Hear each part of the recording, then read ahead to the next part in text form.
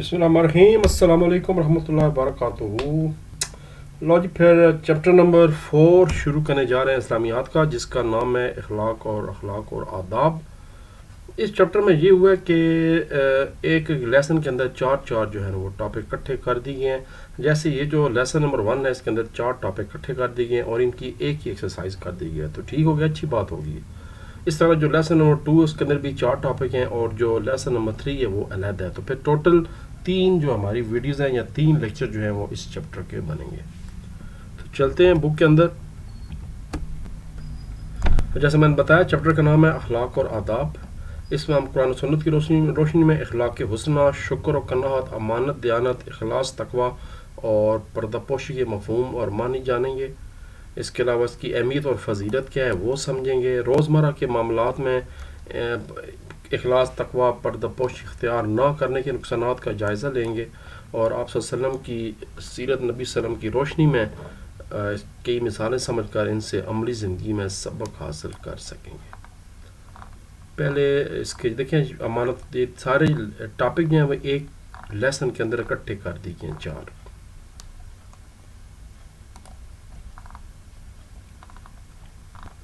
तो पहले MCQs भी इकट्ठे ही हैं इनके। खाना खाकर शुक्र अदा करने वाले का अजर जो है वो रोज़ेदार के बराबर है। नबी करीम सल्लल्लाहु अलैहि वसल्लम ने कुफार मक्का को अमानतें वापस करने के लिए किन की ड्यूटी या जिम्मेदारी लगाई थी? जनाब हज़रत अली रज़ी अल्लाह ताला अन्हु, उन्होंने जो है वापस लौटाई थी उनको। नबी करीम सल्लल्लाहु अलैहि वसल्लम ने तकवा का असल मकाम जो है वो करार दिया था दिल को।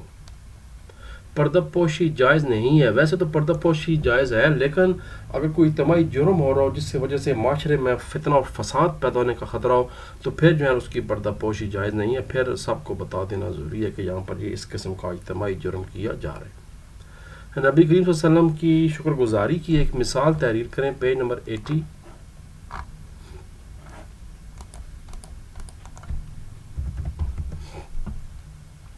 आप सल्लल्लाहु अलैहि वसल्लम खातमुन नबिय्यीन शुक्रगुजारी का अमली नमूना थे।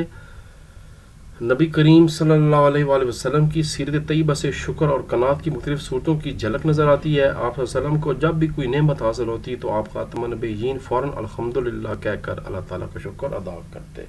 तो अल्हम्दुलिल्लाह कहना चाहिए जब भी कोई आपको नेमत मिले।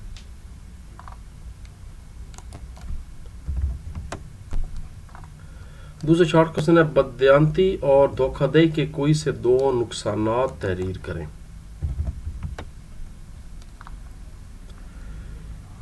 बददयांती और धोखाधड़ी से इंसानी माशरे में बदएतमादी और इंतशार जैसे मनफी रुझानात फ़रोग़ पाते हैं और इंसान की तख्लीक के मकासद पूरे नहीं होते। इंसान न सिर्फ अशरफुल मखलूक़ात के अजीम मर्तबे से नीचे गिर जाता है, बल्कि जन्नत जैसी दायमी नेमत से भी महरूम हो जाता है।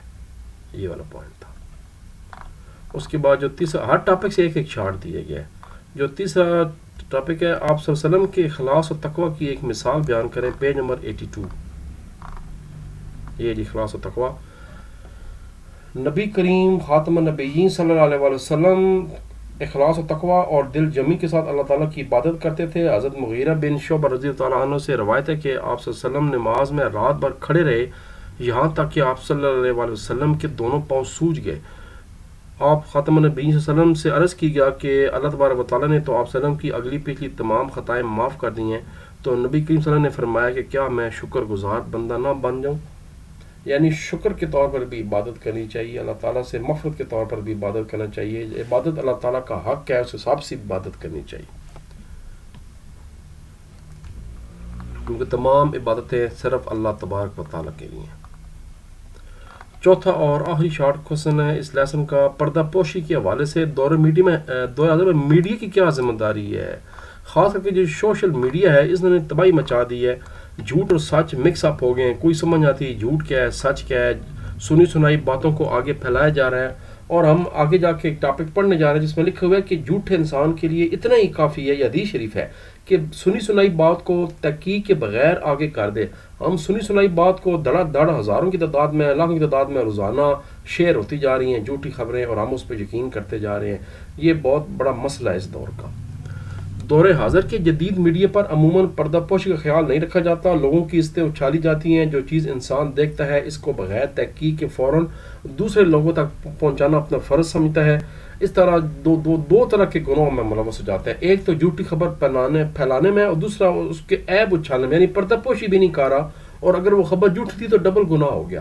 اس طرح موبائل اور باہمی رابطے کے جو جدید ذرائع ہیں، یہ سوشل میڈیا ہو گیا، ان پر استعمال پر پردہ پوشی کا خیال کرنا انتہائی ضروری ہے تاکہ یہ چیزیں ہمارے لیے رحمت بنے نہ کہ زحمت بنے. یہ بڑی شاندار چیز بتائی جا رہی ہے. اب جی لانگ کوسچن، اور لانگ کوسچن میں چاروں لانگ اکٹھے ہیں. شکر و قناعت پر نوٹ لکھیں، امانت دیانت پر نوٹ لکھیں، اخلاص و تقوی پر نوٹ لکھیں اور پردہ پوشی پر نوٹ لکھتے ہیں. دیکھتے ہیں کچھ کم ہو سکتا ہے تو کم کر دیتے ہیں ٹاپکس، یعنی سوال اکٹھا نہیں آئے گا، علیحدہ ٹاپک آئیں گے. جیسے پہلا ٹاپک تھا شکر و قناعت، تو یہ پہلا پیراگراف لازمی کریں. یہ کہتے ہیں اس کے ساتھ ترجمہ بھی لکھ دیں اللہ تبارک و تعالیٰ کا. لا ان شکرتم لازیدنکم، اگر تم شکر کرو گے تو یقیناً میں تمہیں اور زیادہ عطا فرماؤں گا. اس کے بعد ایک حدیث شریف آ گئی. قناعت کا مطلب یہ نہیں کہ انسان اسباب تلاش کرنا چھوڑ دے، بلکہ اس کا مطلب یہ ہے کہ محنت کرتے رہیں. جتنا اللہ تعالیٰ نے محنت کے بعد آپ کو دی ہے حلال، اس پہ جو ہے نا گزر بسر کرنے کی کوشش کریں اور مزید کے لیے کوشش کرتے رہیں، دعائیں کرتے رہیں، محنت کرتے رہیں. اور یہ بھی ہے کہ اگر آپ کوئی چیز مل جائے اللہ تعالیٰ کی طرف سے، اس کا شکر ادا کریں، اس کا تذکرہ کریں. نہیں تذکرہ کریں گے تو گویا آپ نے اللہ تعالیٰ کی نعمت کی ناشکری کر دی ہے.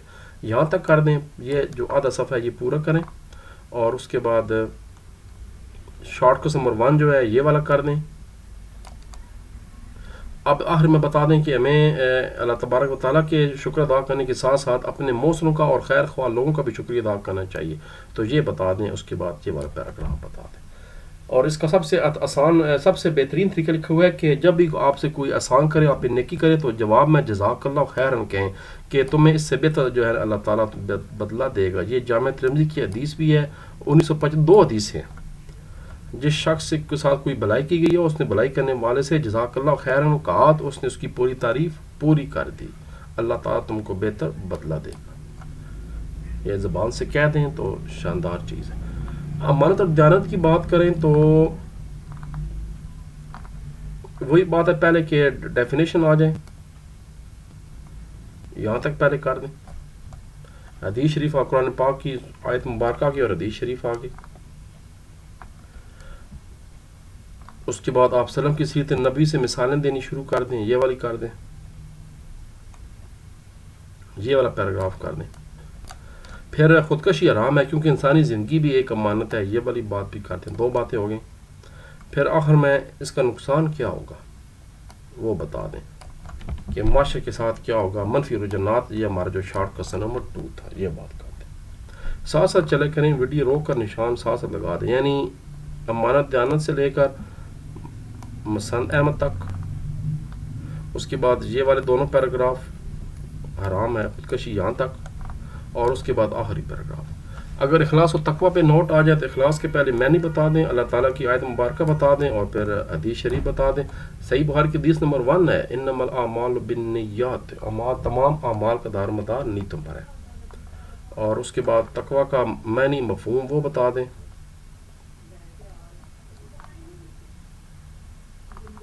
اب یہاں پر جناب آپ تقوی کا، اخلاص کا معنی آ گیا تو پھر تقوی کا معنی بھی بتا دیں. یہاں تک کر دیں. اس کے بعد شروع کریں یہاں سے، جس میں شارٹ کوسچن نمبر 3 بھی آ جائے گا، حدیث شریف بھی آ جائے گی، اور اس کے فائدے کیا ہیں یہ بھی آ جائے گا. یہ آخری 2 پیراگراف سورہ حجرات والی آیت مبارکہ اور تقوی کے لفظی معنی کیا ہیں یہ والا، یعنی پیج 82 کے پہلے یہ والی چیزیں آ گئیں، اور یہاں سے اوپر 2-3 لائنیں یہ آ گئی.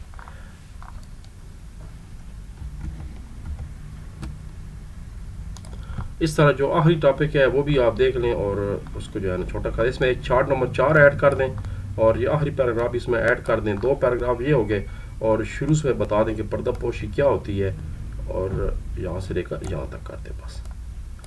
تو ٹھیک ہے جی، پھر ملاقات ہوتی ہے تھوڑی دیر کے بعد. تب تک کے لیے اجازت. پاکستان زندہ باد.